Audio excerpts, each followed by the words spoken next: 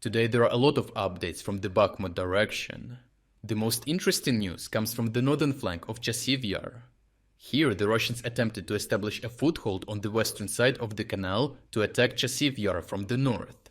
However, Ukrainians thwarted this operation on time, forcing Russians to yet again focus on casualty-heavy assaults in the Canal district for marginal gains. To achieve the goal of expanding assaults on Chasiv Yar from the north, the main goal of Russian forces became the village of Kalinivika. This village, located north of the town, is significant for the Russians because an overground passage over the canal would enable Russians to cross it. Russians want to exploit this crossing to establish a bridgehead and use it to launch further attacks on Chasiv Yar. Such an approach could enable Russians to attack Ukrainian rear positions and stretch their lines, which could cause Ukrainians to withdraw from the Canal district.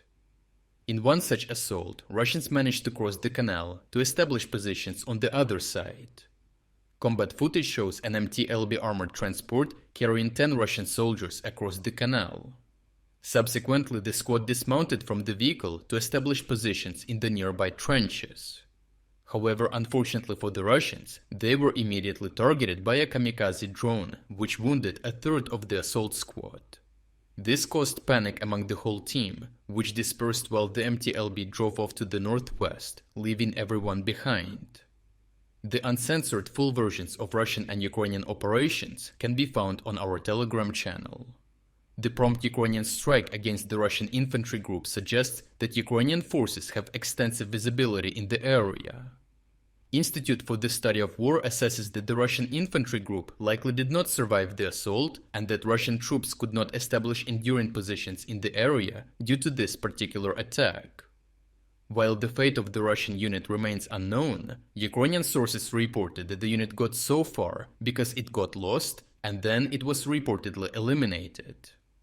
After the failed operation, Ukrainians took advantage of the disorganized and dispersed state of Russians in the area to launch a counterattack to retake the lost parts of Kalinivika.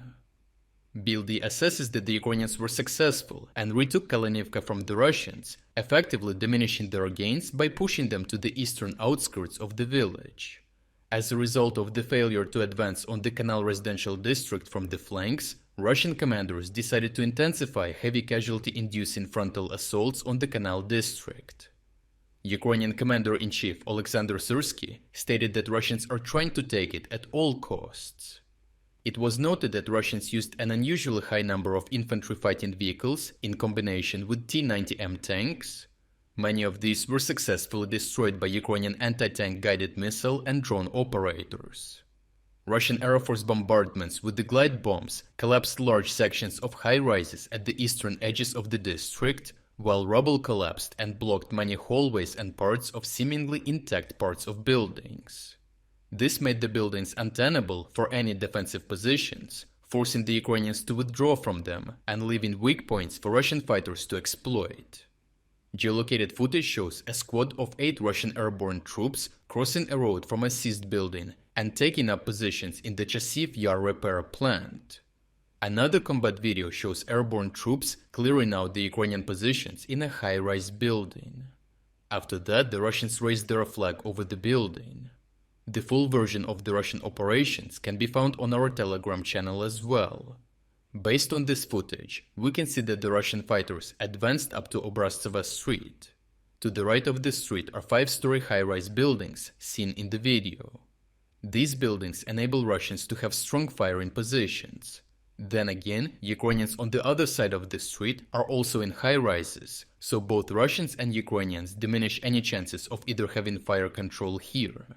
For this reason, Russians will likely use the captured repair plant to the north to launch attacks toward the bridges on the canal to cut off the road, supplying and reinforcing the Ukrainians in remaining positions. Because of the very unfavorable positions that Ukrainians found themselves in, they might have to withdraw to the other side of the canal and blow up all bridges over it.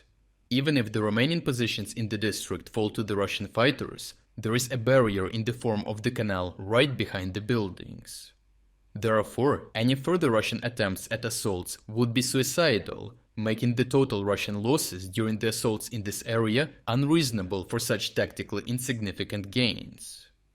Overall, the battle for the northern flank of Chasiv Yar has seen intense Russian attempts to secure positions, notably in Kalinivika, which have been effectively countered by Ukrainian forces using advanced tactics.